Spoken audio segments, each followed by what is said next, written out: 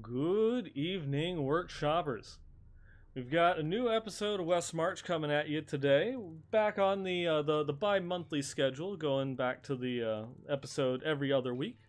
It's just me tonight, no special guests or anything along those lines. But we've got quite a few topics to go through and cover in tonight's episode. Namely, we've got some new updates from the Diablo III PTR.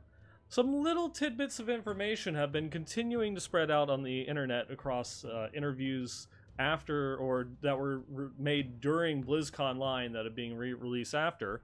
And I'm taking a bit of a deep dive into, some of the lore and story implications that we learned from BlizzCon Online in the Rogue trailer that kind of tie into the original announcement of Diablo IV and what could be going on in the world of Sanctuary.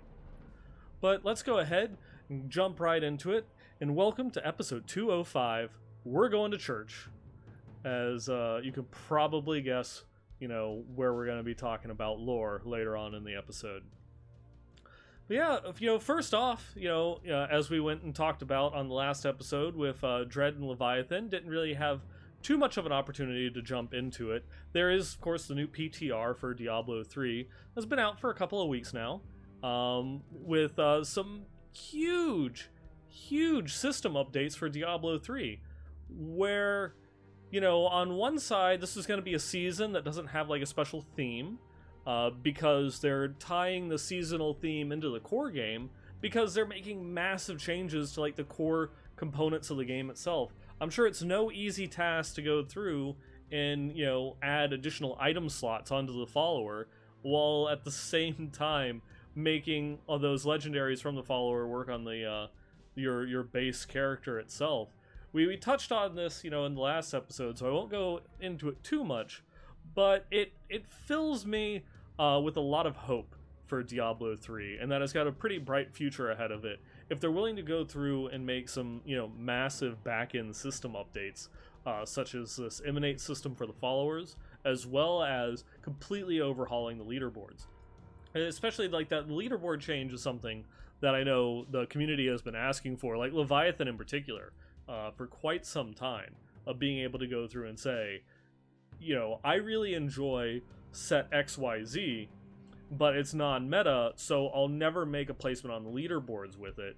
But now I can go through and live my best Marauder's life, and just have a full M6, no Natalia's anywhere to be seen, and go and compete on that level and see how I rank up with other players that are going and living the Marauder's life for Demon Hunters, or the Pestilence set for Necromancers, or any of whatever your particular favorite set might be for any of the classes. And this is a great follow-up as well, after we've had the new sets released for all of the classes. We've gotten some like little balance tuning and changes, that we had with the last season, and now we're starting the year off with some big updates to kind of like the core of the game, and it's it kind of starts here. What's next? They messed around with that the fourth cube slot, and or being able to equip any type of item in any of the cube slots, and those are some of the things I wish and hope that they take some cues from Path of Exile, where when you have really popular seasonal content, that if enough of the community goes through and asks for it, that they end up adding it to the core game.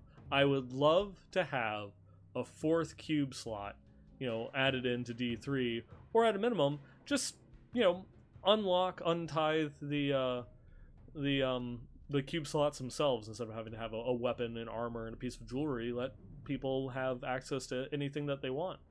Some classes might get a little bit more out of it by being able to equip multiple weapons or multiple pieces of jewelry, but it's cool, it's fun, it's more player choice, more player agency, and it's been a common theme of things that the community themselves want from the franchise as a whole, whether it's just Diablo 3, Diablo 4, or what have you. But since last episode 204, they have done an update to the PTR, and while we don't have any news at the moment as to the end of the PTR or if there's going to be any further updates to the PTR itself, they have made some changes. Namely, they're still honing in on the new rework of the Rathma set. And that is combined with not just the Rathma set piece bonuses themselves, but then the supplementary items that were added to it in order for like that bone spirit, the bone spirit play. Namely, they've gone in, made it, I guess, like a bit more reliant upon bone spirit. Army of the Dead, is no longer going through and getting some of its supplementary bonus. They changed the Bonds of Selena, which used to increase Army of the Dead and Bone Spirit damage by 300 to 400%, while adding additional damage to Bone Spirit based on how many hits Army of the Dead had, like within the last 5 seconds. Now it only increases the damage of Bone Spirit, and they put a cap on it of 500 stacks. Because that was one of the things that they were beginning to see on the PTR, is it was uncapped. And SVR has had many an episode of his particular stream where he's talked about the dangers of uncapped multipliers and the effects that has on gameplay. And anything that does that is liable to break the game. See the Aegis of Valor Crusader, where that one, even though they've implemented caps, is still ridiculously powerful. But they've kind of toned down some of the damage. Army of the Dead can still be somewhat respectable and kind of like the speed clear build, but it's entirely focused around Bone Spirit. It's a little bit easier to play since you have like max stacks in order to play around with, but it's one that is it's kind of working. It's at least it's kind of like a diversification of playstyle. It might be great for like some speed builds and stuff like that, but we really are not sure which direction that developers might take it if they have any other further changes for the set. They kind of did some massive reworks to Firebirds yet again. The most changed set in the game got changed again. Who would have thought?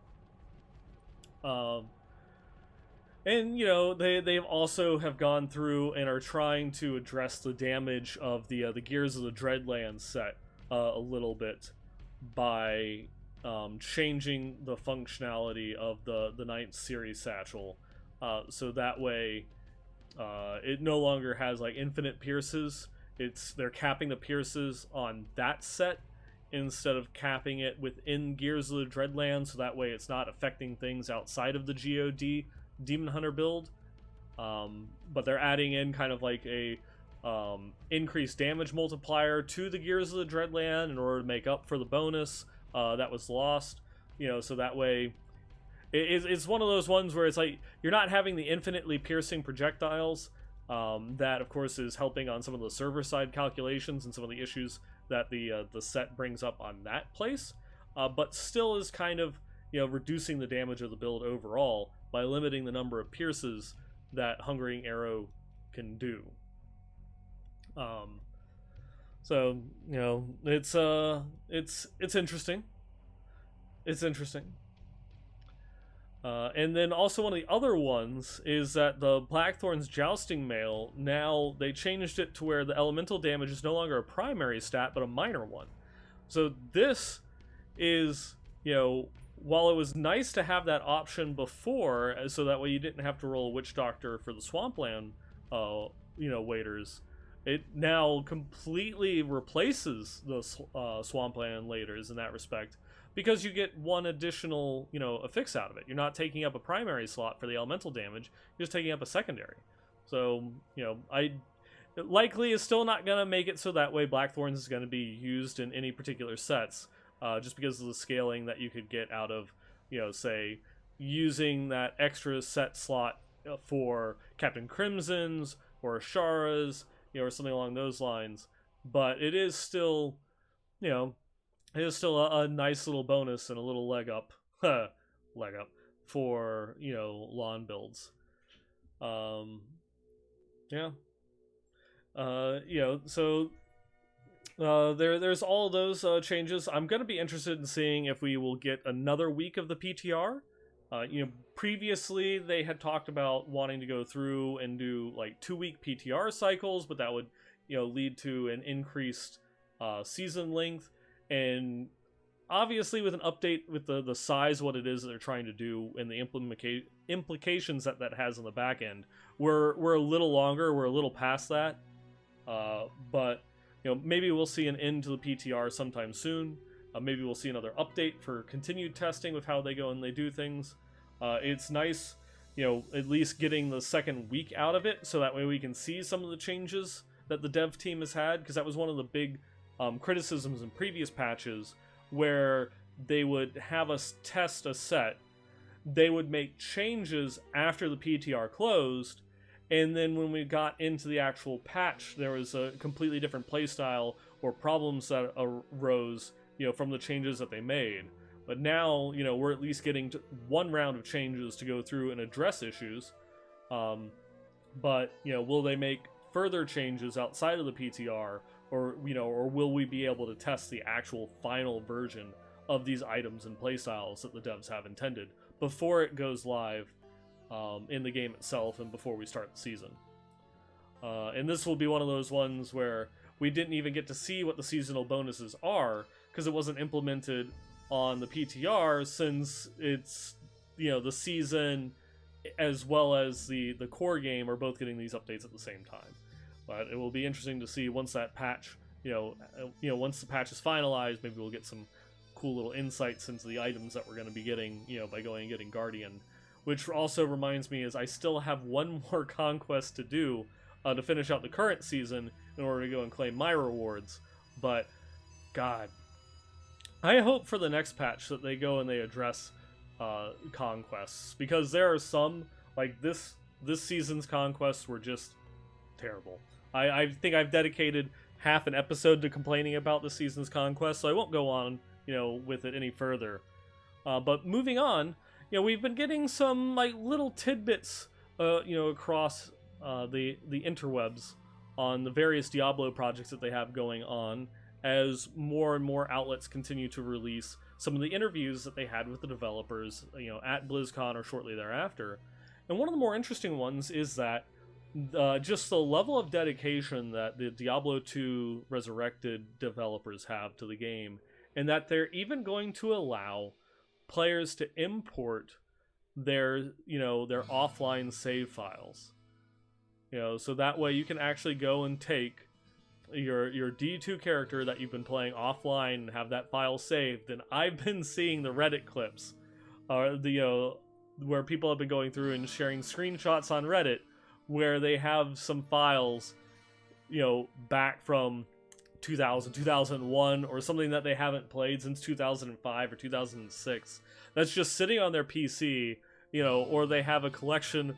I think one of my favorites was seeing the collection of floppy disks that they had all of their characters saved to, which is, that dates me a little bit, that when I go through and I can see the floppy disk, it's like, I remember those. That's how I learned on the computer, right? Ooh, makes me feel old. But yeah, it's just little tiny things like that that are really trying to embrace the overall experience of Diablo 2 in Resurrected. And I think the game is going to be amazing. But obviously the downside of it is I've played it already. It's D2, but with some shiny new graphics and some bug fixes. Like, please, no invisible poison clouds. Please. And I'm gonna play it. I'm gonna dig it. I'm going to absolutely love it when it goes through and comes out. But I don't think that I'm gonna play it over, say, Diablo 3 or hoping Immortal. Since both those games are going to be slated for release in 2021, I do hope that we get D2 Resurrected before Immortal, so that way, I can dedicate some more time to going and playing it. But I've been in a rut lately, and I don't know if you all have as well, but the only things that I've been wanting to play are Diablo IV, D2 Resurrected, and Diablo Immortal. And just, I can't. I can't play any of those games. I'm looking forward to, like, the next rounds of testing, and, whatever forms of alphas that they have for them, to, hopefully have a chance to jump in there and try them out. But, yeah, it's like, I'll go through, mess around with Diablo 3 for a little bit. Like, I don't want to go through and gear this Demon Hunter to get a couple of sets, put together for another couple of conquests. I'm almost there. I've got, like, the Shadow set together. I literally only need, one more set in order to go and complete the conquest.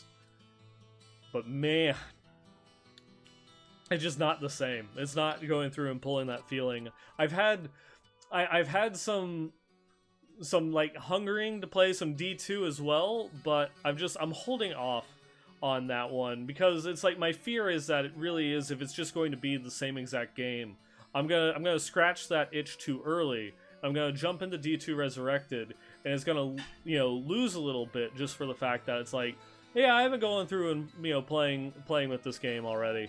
But I am somewhat conflicted with Resurrected, where I don't know if I'm going to want to roll an Assassin or a Necromancer first. I know coming from me, that's a bit heretical, because, I love the Necromancer so much, but just the last couple of times I've played D2, I've been having a lot of fun rolling with an Assassin. It's just such a great playstyle, and I am looking forward to the Rogue and D4 so much. Just because, like, kind of like that fast-paced melee skirmisher playstyle is one of the things I absolutely enjoy about the D2 Assassin. The kind of like the pseudo martial arts build. One of my favorites was the Rift Kicker.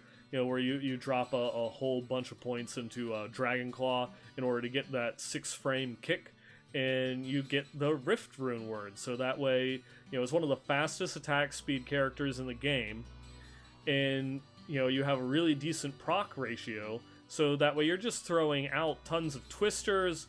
You can cast Frozen Orb faster than Sorceresses, since Sorceress has to deal with a slight casting delay on Frozen Orb. But yeah, you just spam the screen with so many spell effects, and it's just beautiful. Absolutely beautiful. Yeah, I don't know. I guess it's going to largely depend on who I get wrangled up in order to play together with me. And that is one of the nice things, like with D2, you have the 8-player cap, so you can, fit in a much larger party instead of just like the 4-player cap that you've got with Diablo 3. So you can get together like an actual, like a full-on party and get, all of your friends together. That's going to make for a really cool Discord evening, and probably stream once the game itself actually comes out, to go through and give it a proper test. But I am looking forward to it. And of course, Immortal, that's probably going to be like the Diablo game for 2021 in my opinion. Not to diminish anything, D2 is, a classic, a legend, not just in the franchise, but in the genre. It helped define ARPGs into what they are now. Everything, tries to recreate D2, and then make some twists on that, from, like, Last Epoch, PoE, Grim Dawn. They all go back to D2 and the systems and mechanics that it, pioneered, in the genre, in order to try and recreate that experience. So it's, hats off to that. But yeah, Immortal is going to be the next big thing in the Diablo franchise while we wait for 4, and it can hold its own. Like, being able to play in the technical alpha and not having to, not having access to the in-game content just yet, but they're going to have like mass PvP raids and other things. It's going to be so cool. I can't wait for the next round of testing. We'll be able to test out one of the next classes. Hopefully it's the Necromancer first. Totally unbiased want there. But it's going to be cool. It's going to be good. But I guess we kind of wrapping up the news throughout the community there, and going and jumping into a topic I've been wanting to discuss, ever since the first couple of frames from the Rogue reveal over at BlizzConline. Now, this is one of those ones where it's an image that we've seen teased in the past. Because you've got the opening where you've got the lovely stained glass window, you're in the church, and you've got this kind of bold blood red cross there, and it's something that we saw going all the way back to the Diablo IV announcement trailer, where you have the little stone cross sitting outside that abandoned town that the group was unfortunately led down into in order to summon Lilith back into our world. And it's just like, it sets such a tone going through and getting it. And, looking around the internet and such, and it seems that pretty much everyone is kind of in agreement that this is like the new symbol for the Zakarum, and that they're going, and that this is kind of like the parallel for the Church of the Zakarum for Diablo IV. Whereas I can't find any actual source of Blizzard confirming it, that this is the actual symbol for the Zakarum. I mean, it fits. When you go through and you look at it with the D4 announcement cinematic, the priest has that symbol on his tunic, and he's going through, he's praying to Akarat in the light, which Akarat is the founder of the Church of the Zakarum. And just exactly who or what is the Church of the Zakarum? It's kind of like your stand-in for Christianity in the world of Diablo. This is the major religious party within the world of Sanctuary. It is kind of like been there in the background ever since Diablo 1. Had some references to the Church of the Zakarum. King Leoric himself, when he went and made Tristram his seat of power, was put in place there in order to try and bring the influence of the church back to the Western continent. And even like the paladins from Diablo II, they are the Knights of Westmarch, and they are a former sect, of military arm from the Church of the Zakarum that broke away from the church, went west in order to go through and join Westmarch in order to try and get away from some of the things that they perceived as wrongdoings or corruption within the church. And then going even further, you have the Crusaders from Diablo III, which were founded because they knew that there was something dark at the heart of the Church of the Zakarum, and they created this elite order in order to try and find the source, root it out, and purge the church of all of its wrongdoings. And this is a kind of a common theme that's been brought up within Diablo, the kind of the corruption, the darkness, how you can't trust anything, and it definitely goes and plays into that kind of like that theme and that aesthetic. Because when you look at the Zakarum, it was something that was created by Akarat, and the actual timeline of Diablo, even to continue on that kind of religious parallel, the timeline in Diablo, the year 0 is when the faith of the Zakarum was created by Akarat, and so you have the I believe it is the Anno Kegistani, kind of like the BC and the AC era and all those other types of stuff. It's kind of funny, those parallels, and Akarat himself, of course, kind of like, maybe not necessarily kind of like the Jesus stand-in, but it was the prophet that he had the vision of the Zakarum that was handed down to him by an angel, and he went to bring those tenets out to the larger part of the world. But for the longest time, it was just a small little religious order, and really didn't come to prominence until around like just a few centuries before. This is something that the Zakarum were, even at the time of the Dark Exile, when the Haradrim were going through and hunting down Mephisto Baal and Diablo, the church was still just kind of a relatively minor, kind of like religious organization.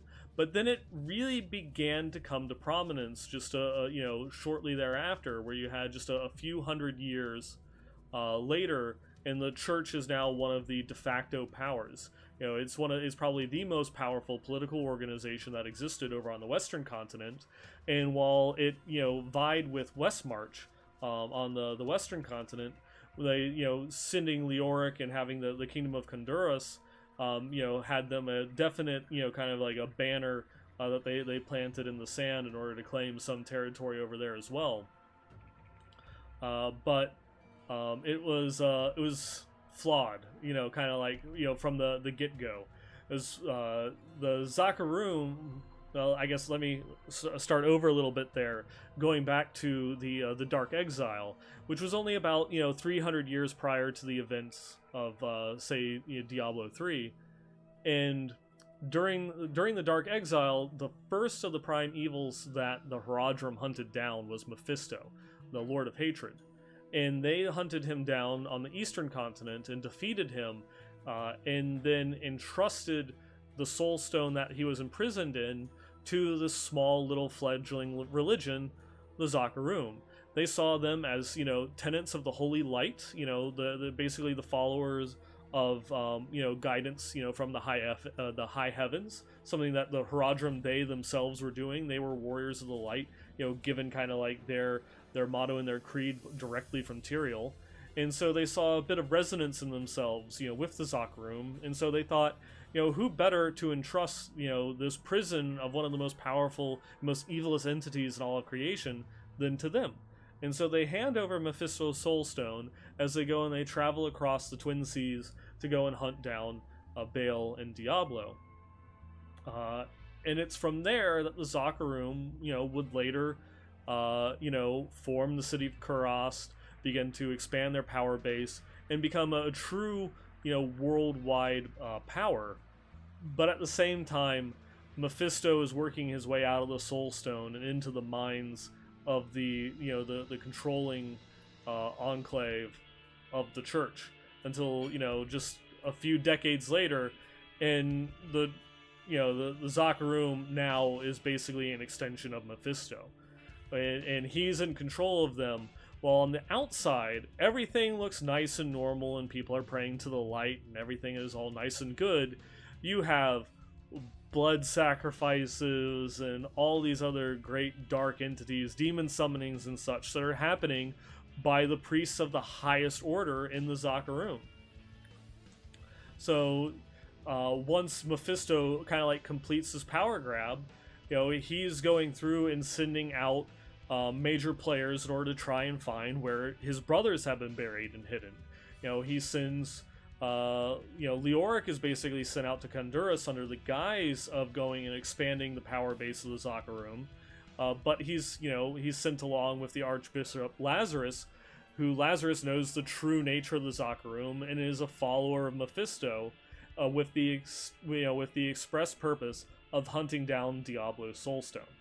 And so this is kind of like where you get the whole corrupted religion theme that exists within Diablo, where you have what should be the pure and holy religious organization is actually just dag nasty evil from the inside. And that is one of those things that could definitely tie into this church, these symbols that we've been seeing in Diablo IV being part of the Zakarum, because who else would put a giant demon summoning chamber underneath a church, if it wasn't a church that's actually controlled by the Lord of Hatred and ruler of Hell? I mean, it just kind of makes sense, right? And it's not just that level of it, but not a lot of people were privy to who exactly Lilith was, or where she was sent to. Even though Lilith was in control of, say, the Church of the Triune, which was the prime evil's their first try at going through and taking over Sanctuary, and using religion as a guise. They had the Church of the Triune, where you're praying to the different aspects or kind of like the camouflage guises of the three prime evils, but was eventually found to be a fraud and thrown down by a fledgling order of newly awakened Nephilim called the Iridim. But for a brief period of time, when Lilith had regained her access to Sanctuary and freed herself from the Abyss during the Sin Wars, she got control of the Church of the Triune while she was posing as her brother, Lucian. And it could be said that maybe it was during this time she set up some sort of way in order to call herself back. Should she be imprisoned by Inarius again, if she should lose her gambit, and that some of these symbols that we've seen are actually kind of like a resurrection of the Church of the Triune, because we saw in Diablo III that there was kind of some resurrection, and we had the Triune cultists and stuff that were going through and coming back, that maybe in the aftermath of Malthael's attack on Sanctuary, they're trying again, in order to get people to lure people into praying to the prime evils under the guise of a beneficent religion, and that she had just had this old temple hidden away, but it doesn't quite line up with that one. But with it being an actual church of the Zakarum, it would. If they were high up in the hierarchy of the Zakarum, they were literally being controlled by Mephisto. And we know from the Sinwar trilogy that Mephisto was bitter about the banishment of Lilith to the Abyss from Inarius. And that's why he took Inarius as payment for the truce of Sanctuary, kind of like as he wanted to make him pay, for the loss of his daughter. But even then, it would be kind of like to raise the question, if this thing was created just, by Mephisto and the Order of the Zakarum like a couple hundred years ago, I'm sure they would have had people that were willing at the time, in order to go and be blood sacrifices in order to open that gate. Why was it never used when the Zakarum were at their height of that power under Mephisto? Why was it being waited, and abandoned until now? There's definitely some questions that remain unanswered in that respect. And it is, some of these things that makes me wonder, because Blizzard themselves have never actually said who the symbol belongs to. It's just kind of like the running theory that, it's obviously the Zakarum. But, it's the same church that has this as its wall mural. That's not a very holy image with a picture of a whole bunch of demons, going through and fighting. There's not really anything symbolizing angels, within that. It's just some demons going and landing upon and preying upon some people that are going through and fighting.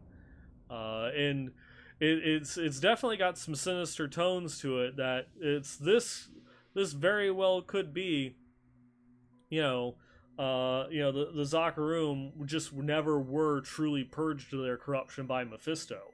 We saw a little bit of what was going on in Diablo III. It took place 20 years after Diablo II.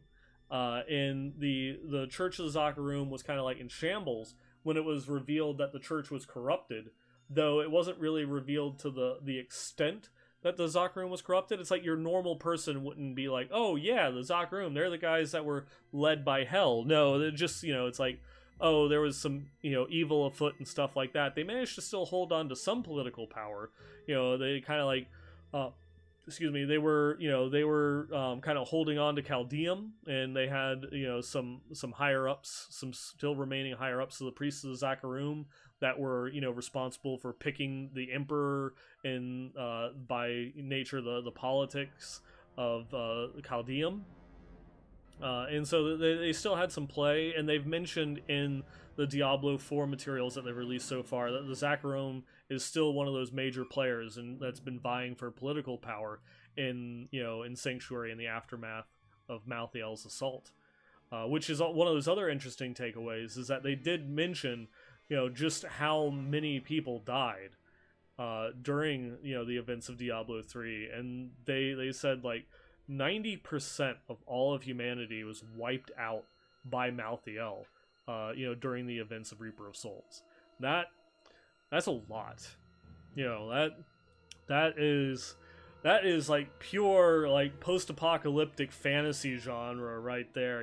We always have these post-apocalyptic scenarios that take place like in the future or in sci-fi, and where like you have these high-tech worlds that fall back on like these medieval fantasy tropes and such. We've never really seen what happens to a fantasy world that goes through a post-apocalyptic scenario. And so that's one of those ones where I'm kind of interested to see how far they take that, how far they go with it, and going and creating this landscape of sanctuary for Diablo IV. But it still is, who is it that is going through and summoning Lilith? What's their end game? Especially when you go and you look at the rest of that rogue trailer, where you have this. Let me pull up the image. I forgot to go through and load this one here. But you have even just like the rogue, going through and like delivering ears, to the priest, and he's got like some sinister, overtones, about him, going through and talking about how you might be a murderer and a thief, but you answer these people's prayers. It's like, he's also asking her, is the job done? So he's sent the rogue out to go through and murder people. So it's just like, what's going on here? There's definitely something afoot. There's something going on and happening with this not just this character, but also, let's see, there we go. You have the character of the priest, and how it's going, and tying into just like this kind of like this theme of darkness and corruption and such, where you still are working with the corrupted Zakarum priest and such. And one of the other things I kind of like noticed in the trailer was the box that the priest was placing all of these ears in. You've got, on the outside you have this, like praying maiden, and on the sides of the box itself you have these maiden statues that are pierced many times, by spears. But then when he opens it up in order to go and place the ear itself, on the inside of the box you see the same maiden, but now is holding a dagger. And so you got this, you got this kind of like this dual imagery, that there's definitely something hidden, there's something sinister that's going on behind the scenes. That everything that they did was finely crafted to go through and make you think that there's something more at play, with this religious figure, these religious symbols and such. And how does that play into Lilith's summoning? Because there could be some things where you have a couple different organizations within the rogue class. We know that there's going to be some class quests, and that you have your 3 different specializations that you can spec your rogue and swap between as you play the game, and that there's a little bit of a lore tie-in to these specializations that you have to experience as you go throughout the world. Could this church be one of them? But if they are, then what does that mean with the Lilith summoning? We just don't know. It doesn't seem likely that it has an actual tie-in to like the rogue class. But then was that scene crafted just for the announcement trailer? Is it an actual in-game cinematic that we're going to get when we play Diablo 4? We'll be able to go and look like, oh hey, I remember this scene. Everybody gets to re-experience the sound of the ear yet again. I don't know. I don't know. It's tons and tons of questions. I really wish that they would just come out flat out say, "Oh yeah, this is the Church of the Zakarum," or say that it's not. It definitely fits. It definitely jives. It is one of those ones where probably one of the most believable timelines of, Mephisto. The prime evils are always vying with one another. They're always going and trying to play the long game. And if everybody had their own little, subplot and scheme when it came to taking over Sanctuary. Part of the whole reason that they had the Dark Exile was Diablo, Mephisto, and Baal were trying to figure out a way that they could go and corrupt the souls of humanity because they saw the potential and the power that resided in humans because of their Nephilim heritage. And when they found out that heaven had forged these soul stones, these shards of the world stone, that they thought that maybe that they could corrupt these and use it as a key to bind the world stone in its essence to their being and kind of end the eternal conflict by getting permanent control of the world stone. And Diablo had a subplot there. Like he figured that this wasn't going to work, or that he could have a way of kind of like having a way out to one up his brothers and take control of everything. And that's where you got the storyline for Diablo III, where while he was imprisoned, when he was being released from the Red Soul Stone, reached out and called to Adria, who then came out to Tristram and became his loyal follower. And she enacted his plan of going through and completing the Black Soul Stone and using it as a means of going through and merging the souls of all of the great evils together to reform as the prime evil, kind of an avatar of Tiamat, of which of course would place him in control of all of that power. And Baal, not so much. He didn't really seem to have any plots or schemes. Obviously there was the whole subterfuge of hiding Baal's soul stone so that way he could go through and enact the plan of the three brothers to take over the world stone. But he was in it for the destruction.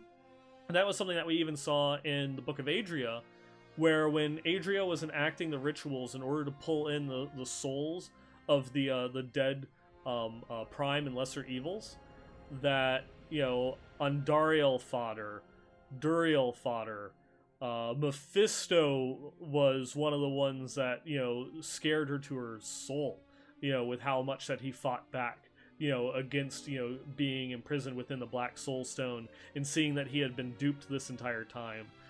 But Baal went quietly.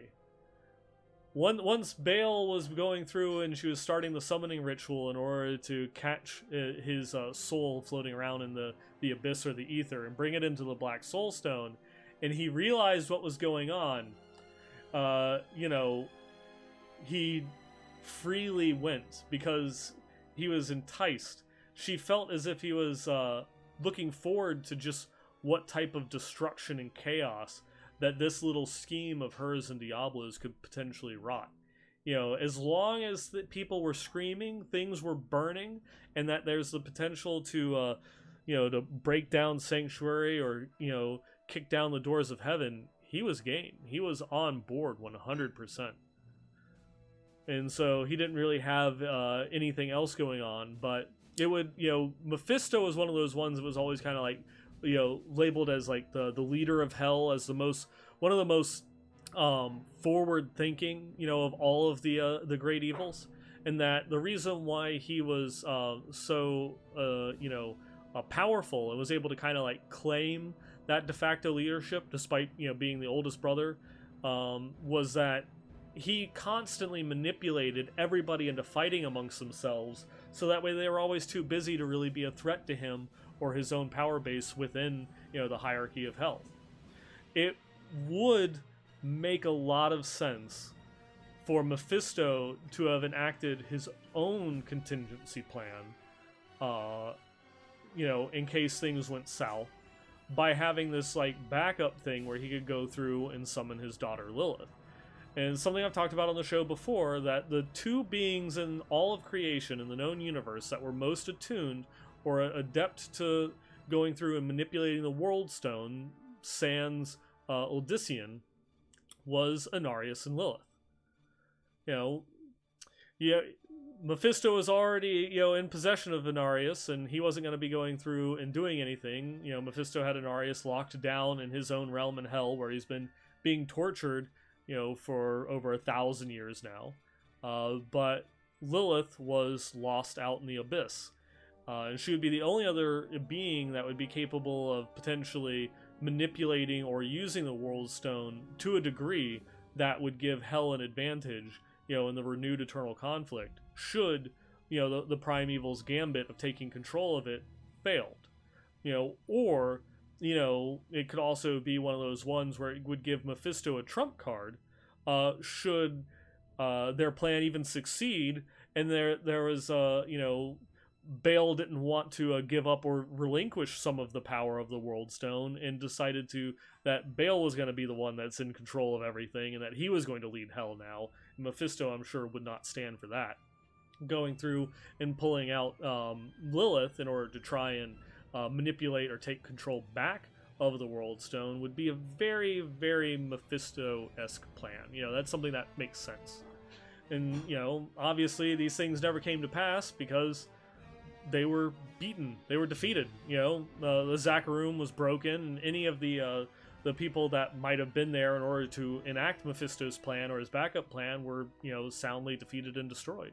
The World Stone itself was destroyed, after the events of Diablo II, and, so there's really no reason in order to go through and call Lilith back. But now we do. We also know from that BlizzCon line that the PvP zones are being called the Fields of Hatred because they've been infused with the power of Mephisto. So Mephisto's essence is it's around the world of Sanctuary, and it's having an impact known. The evils are about the evils, these demons and such. They are truly immortal. We don't know entirely what the whole resurrection process for them is like. We're being teased with some of that information with Diablo Immortal, and we'll hope to see some more of it there. But we don't know, is it something that takes a couple of years, a couple of decades, centuries, thousands of years? The eternal conflict has been a timeless war that's being fought between heaven and hell.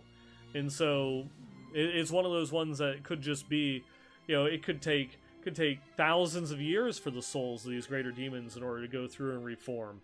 But because of some, interactions between the Black Soul Stone, the World Stone, and the cultists and such, that they're able to, be brought back sooner, rather than later. We are going to just have to wait to learn more about that one. But we have seen, from some of the little gameplay tidbits, that Duriel and Andariel are back in the game. So it wouldn't be too much of a surprise in order to see Belial or Asmodan potentially make a return. And you can't really have a game called Diablo without Diablo being in it, right? At least in some shape or fashion. So I imagine that we haven't seen the last of the three either. But it does make me think, that this whole Church of the Zakharum, the resurrection of Lilith, and all of these things have something to do with Mephisto, or at least some machinations that he laid in place that maybe someone else is, taken for their own means. What if this pale cultist is actually working for, say, Baal or Diablo, and just came across like these old, plans, or this old scheme of Mephisto's, and decided to enact it, in order to empower Diablo, or Baal, or one of the other, lords of hell.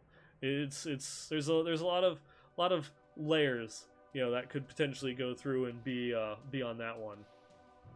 And so, of course, these are questions we're never going to get answered until the game itself is out, but it's fun to go through and theory craft on it a little bit, and have kind of charting a little bit of a course to where we could potentially be going, or some theory crafting of lore, as it were, with the story.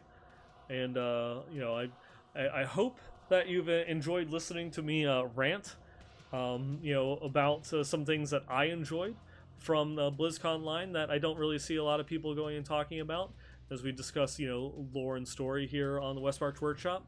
I think it's going to be a more regular piece as I go through and jump into the things that I enjoy about the franchise, with so much news and stuff going through and coming on. It's hard to compete, with the likes of, Riker, Bloodshed, Lord Fluffy and such when it comes to like builds and theory crafting and the meta and gameplay and such. So I'll focus on the things that I enjoy, that that I can go through and bring in order to enrich or better the community, from my perspective. And with that, it's going to go through and bring me to the end of the episode. And so if you have any questions, comments, or feedback, please feel free to drop me a line over at westmarchworkshop@blizzpro.com. Again, that email address is westmarchworkshop@blizzpro.com. Or you can find the show on Twitter over at the WM Workshop in order to go through and see when we're going to have the next episode or when I go live. You can also follow me on Twitter at 9ballgamer. We stream the podcast every other Wednesday at 9 p.m. Eastern, 6 p.m. Pacific over at twitch.tv/BlizzPro. You can also find me on Twitch. I stream once a century, over at twitch.tv/9ball.